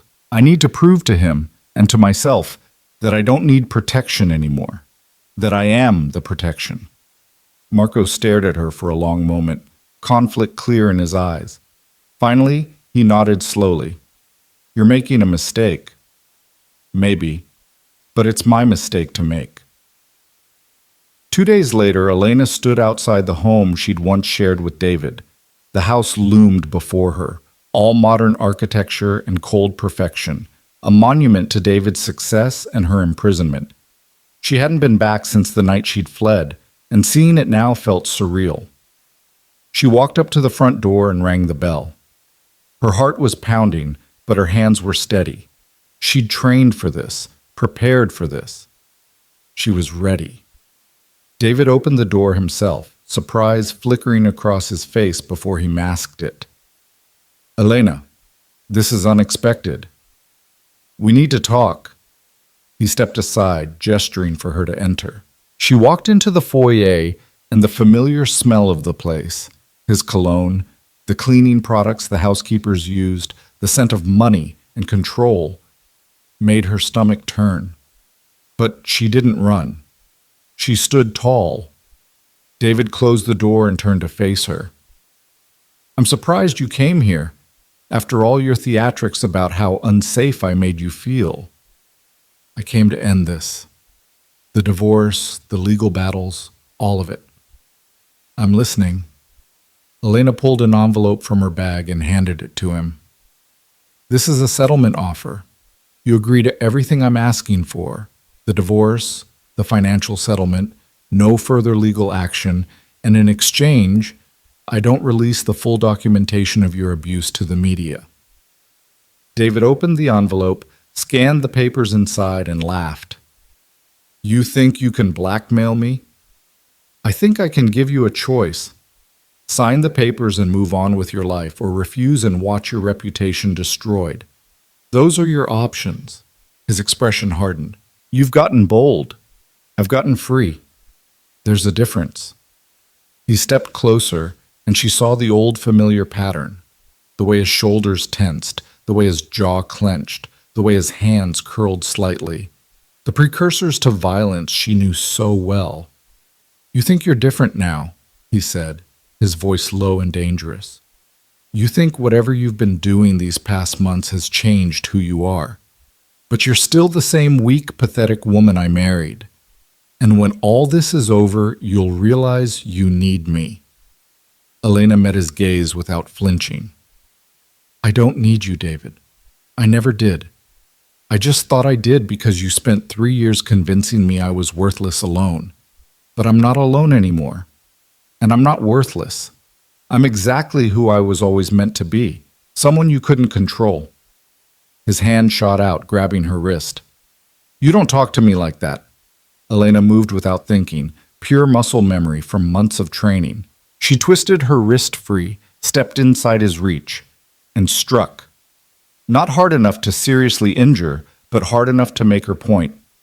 Her palm connected with his solar plexus, and David stumbled back, gasping. I told you, Elena said calmly, you don't get to touch me anymore. David stared at her, shock and rage warring on his face. You hit me. I defended myself. There's a difference. She picked up the envelope he'd dropped. You have 48 hours to sign these papers.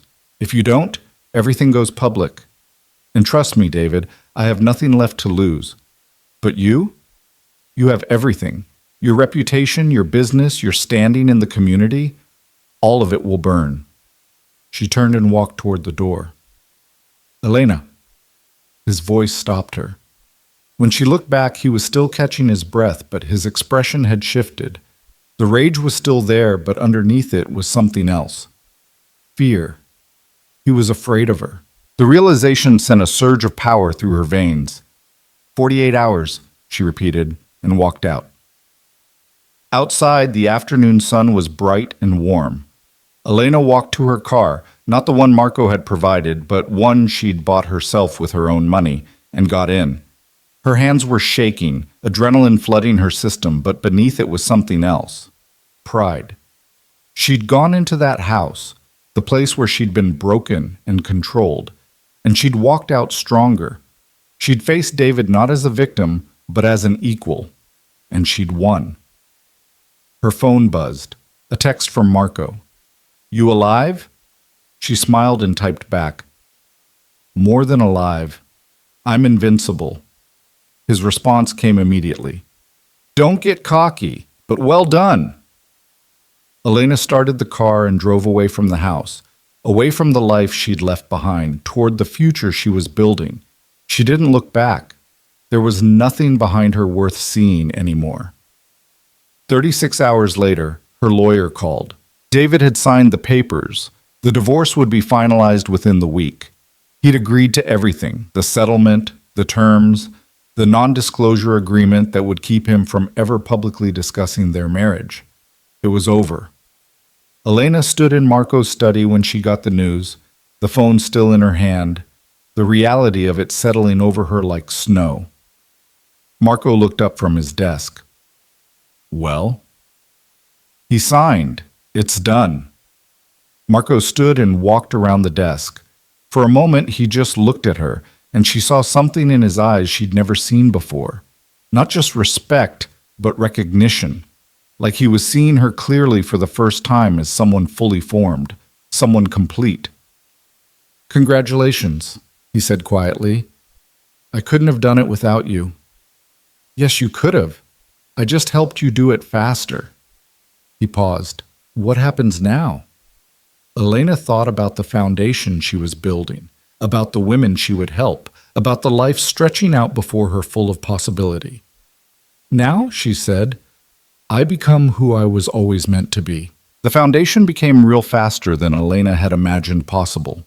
Within 3 months of her divorce being finalized, she'd secured a building in a quiet neighborhood, large enough to house 20 women and their children, with office space for counselors and legal advisors.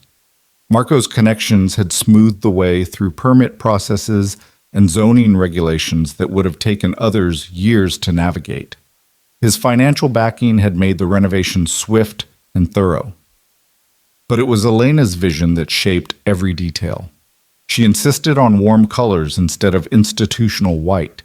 She wanted the bedrooms to feel like sanctuaries, not cells. She hired staff who understood trauma because they'd survived it themselves. She created programs that didn't just offer escape, but genuine transformation, job training, education assistance, legal support, therapy that addressed the deep wounds abuse left behind. She named it Second Sunrise House, because everyone deserved a chance to see morning again after the longest night of their lives. The day they opened their doors, Elena stood in the main common area and watched as the first residents arrived. A woman with 2 small children, her face tight with fear and hope. Another woman alone, carrying everything she owned in a single duffel bag. A third with her teenage daughter, both of them looking around with the same cautious wonder Elena remembered from her first night at Marco's estate. Welcome, Mom, Elena said, and meant it with every fiber of her being. You're safe here. She saw herself in each of them, the way they flinched at sudden movements, the way they apologized for existing, the way they seemed surprised when kindness wasn't followed by a price tag. Over the following weeks, Elena threw herself into the work with an intensity that bordered on obsession.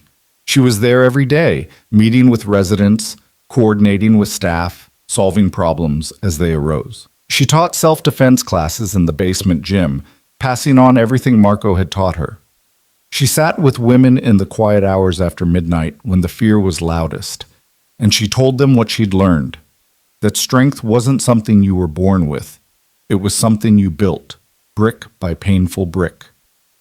Marco watched from a distance, providing support when asked, but never interfering. He'd kept his promise. He'd helped her build this, then stepped back to let her run it. But Elena noticed he found excuses to stop by. A question about the building's security system. A donation check that could have been mailed. Coffee he happened to be carrying when she was working late.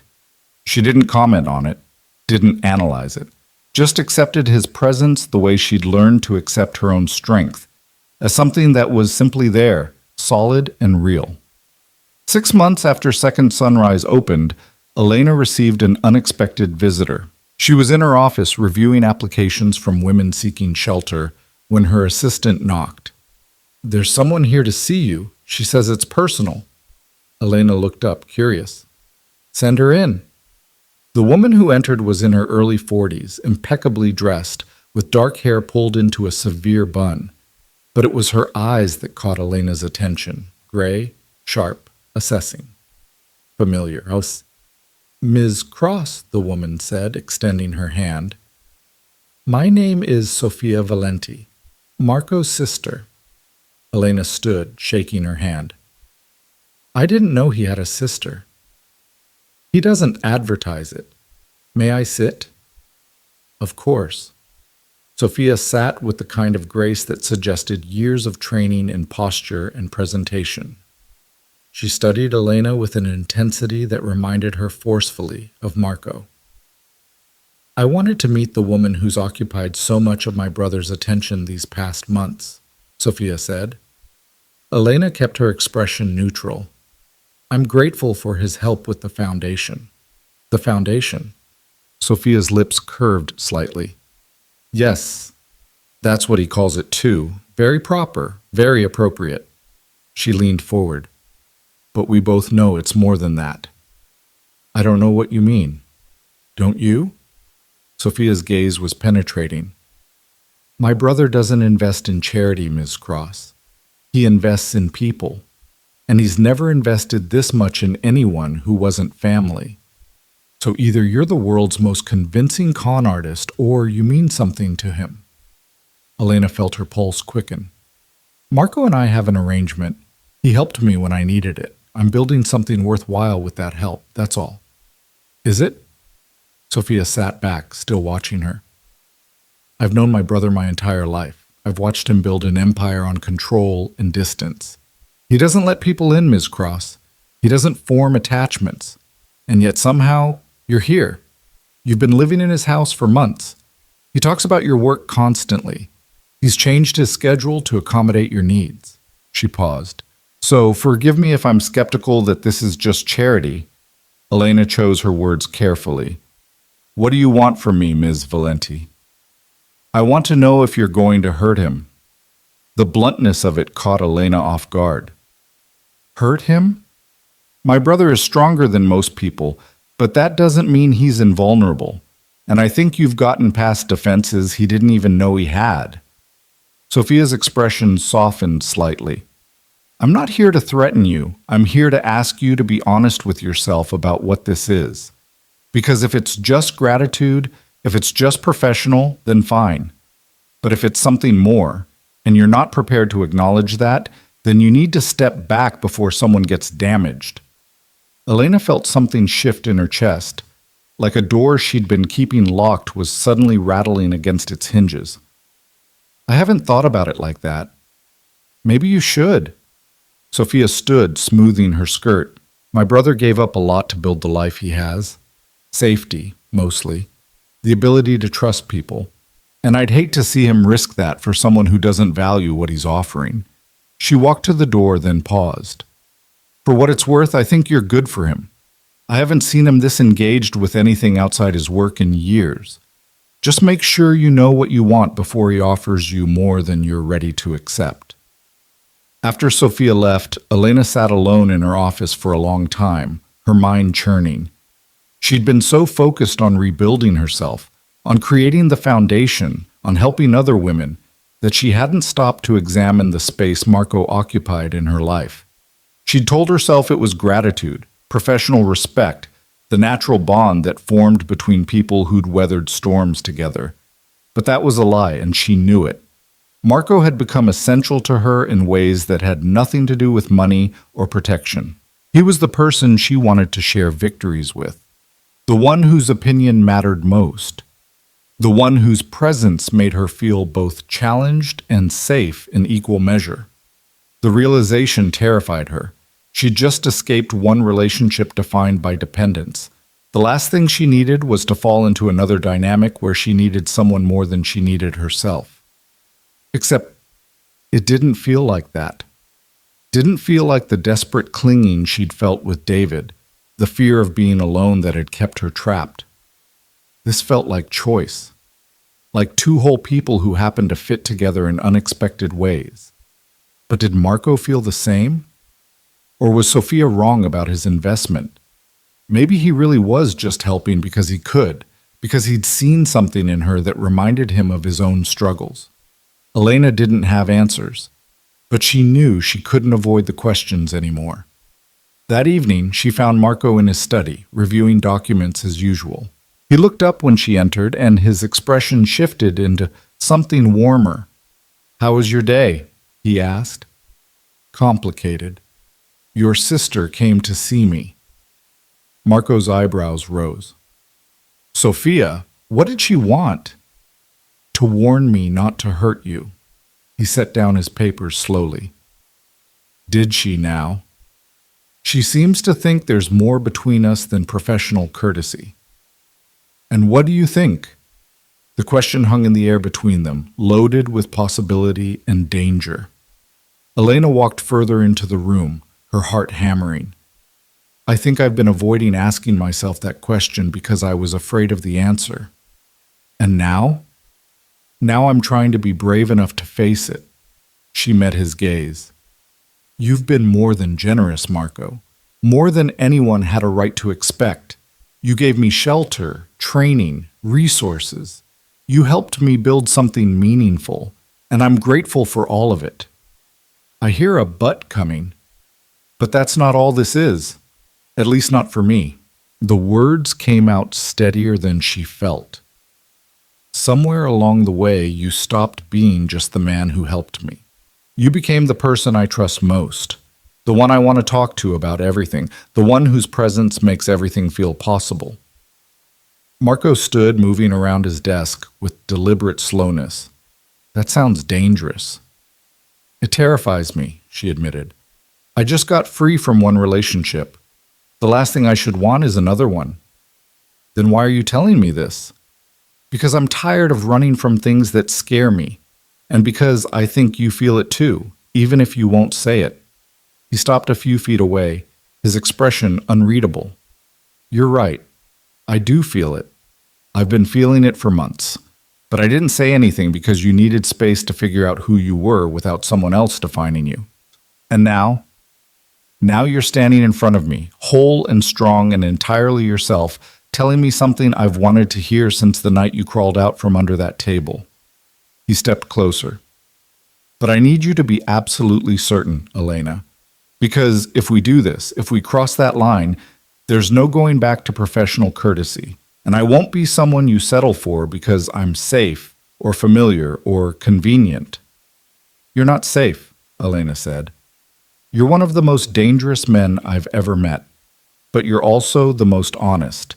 You've never lied to me, never tried to manipulate me, never treated me like I was fragile or stupid. You've pushed me to be stronger while respecting my autonomy. And that's not convenient. It's extraordinary. Marco's control cracked just slightly, something vulnerable showing through. You're asking for something I don't know if I can give. I'm not good at relationships, Elena. I'm good at control, at distance, at keeping people at arm's length. What if I hurt you without meaning to? Then I'll tell you, and we'll figure it out. Like adults. Like equals. She closed the remaining distance between them.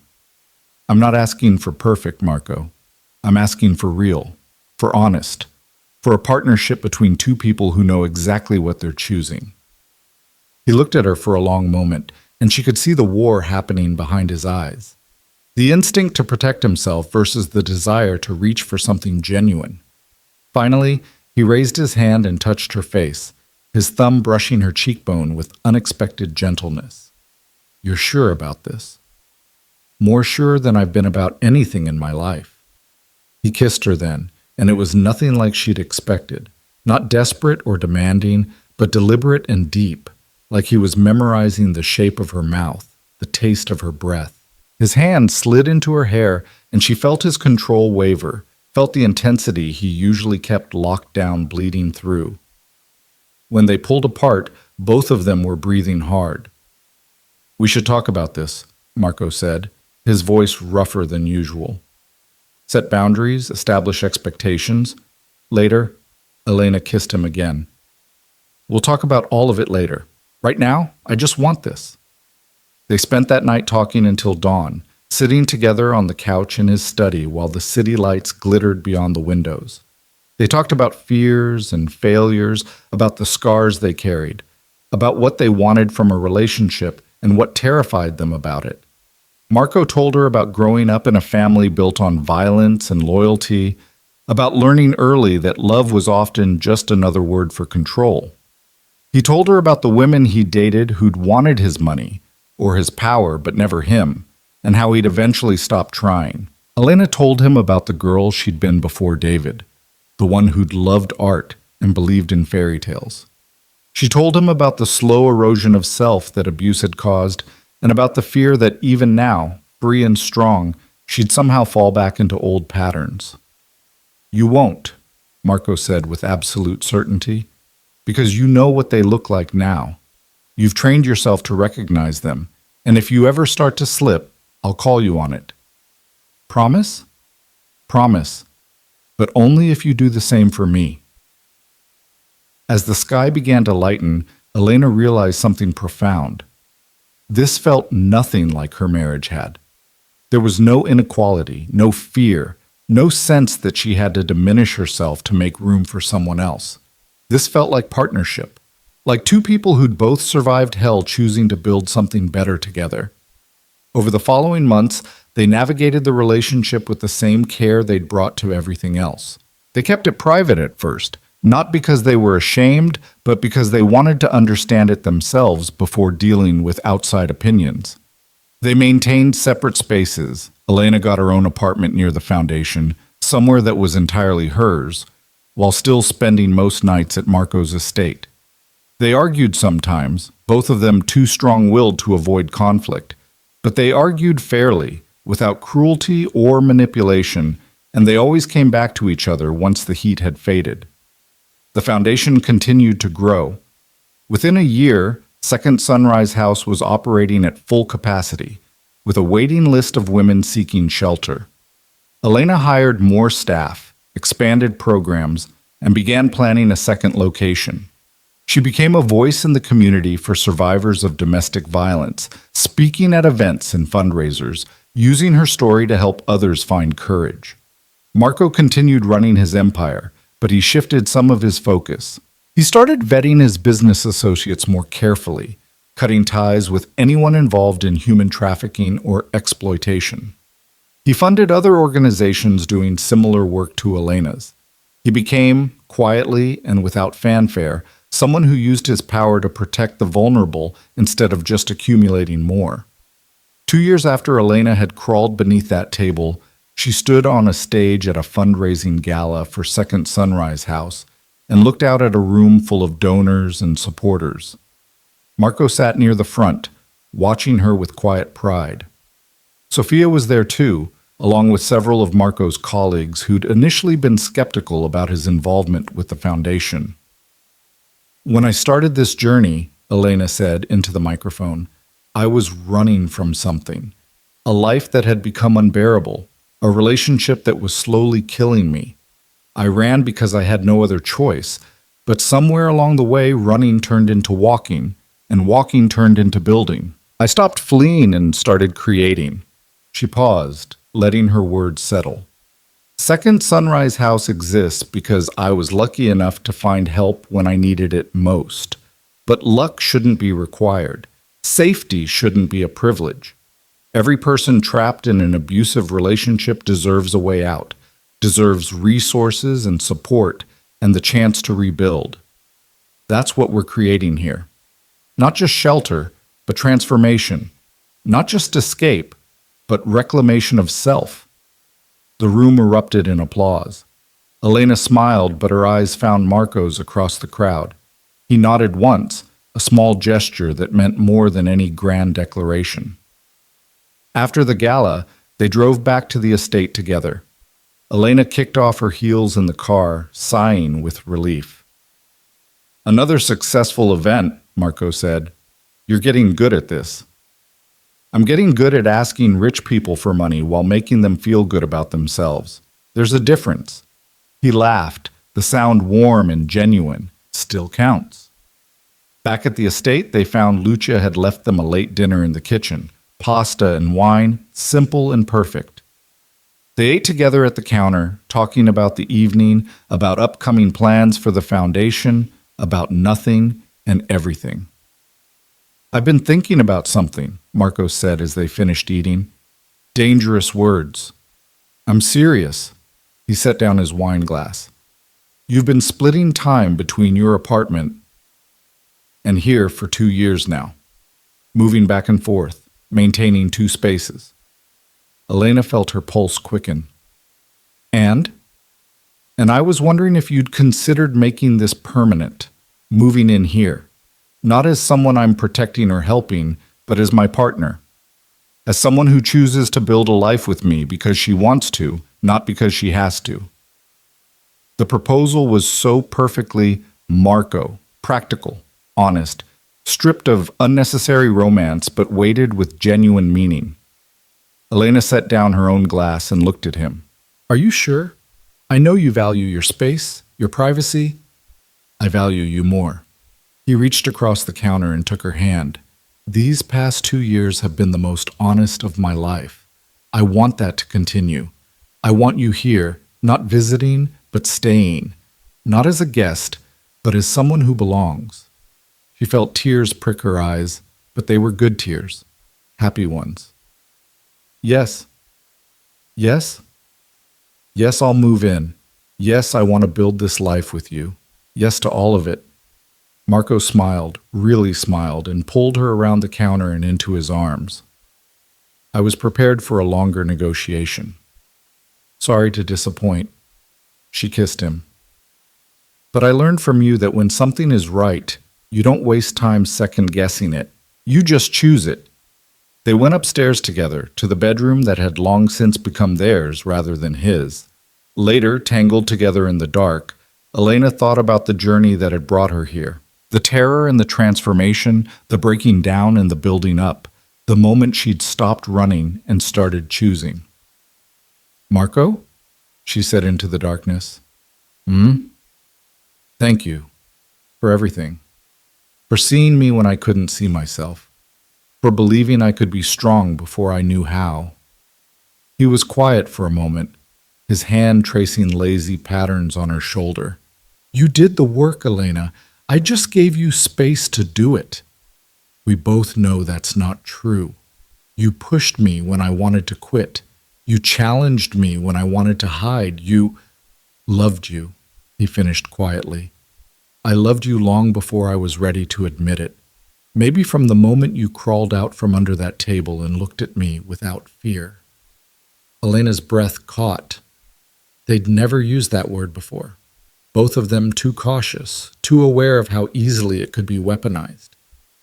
I love you too, she said. Not the way I thought I loved David, not out of dependence or fear. I love you because you're brilliant and dangerous and honest. Because you see me clearly and don't try to change what you see.